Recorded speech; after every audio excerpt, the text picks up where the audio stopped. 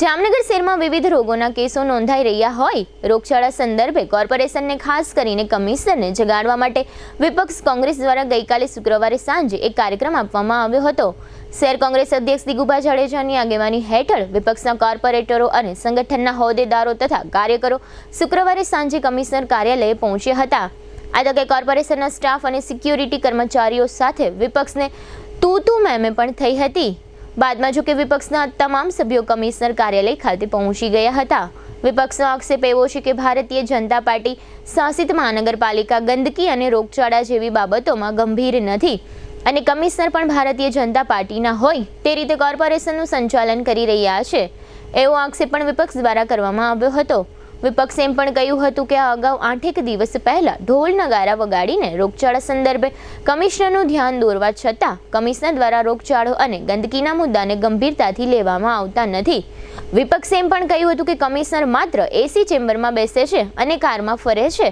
Commissioner ક્યારેય શહેરના અસરગ્રસ્ત વિસ્તારોની મુલાકાત લેતા નથી। કમિશનર વિશે વિપક્ષે ખૂબ જ આક્રોશ વ્યક્ત કર્યો હતો અને કમિશનર કાર્યાલય બહાર કમિશનરને જગાડવા માટે પ્રતિક રૂપે મંજીરા અને ખંજરી વગાડ્યા હતા।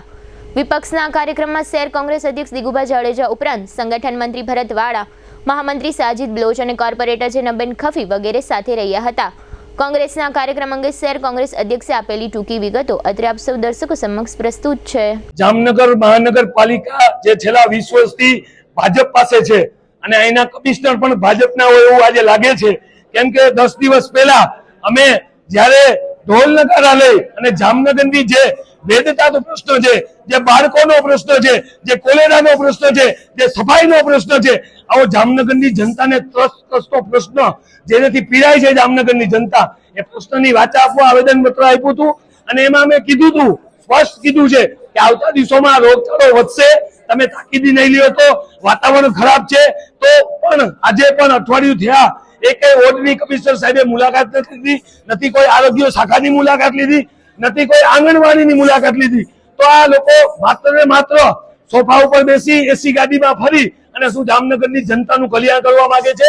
અમે આજે મંજીરા વગાડી અને આ કમિશનર સાહેબને જગાડવા આવ્યા છીએ। જો ચેતી જાજો, તમે કોંગ્રેસને એમ ના સમજતા કે જનતા માટે કઈ નહીં કરે। જે સત્તાધીશનું કામ છે આવતા દિવસમાં કોંગ્રેસ પાર્ટીના કોર્પોરેટરો કરશે અને કરે છે, છતાં પણ આ કમિશનર સાહેબ નહીં જાગે જામનગરની જનતા માટે, રોગચાળા માટે, કોલેરા માટે, ચાંદીપુરા માટે, તો જામનગરની કોંગ્રેસ આ ટંકી જામનગરની છે ને એ કમિશનર સાહેબની ઓફિસ સુધી લઈ આવશે અને એને જગાડવાનો પ્રયત્ન કરશે।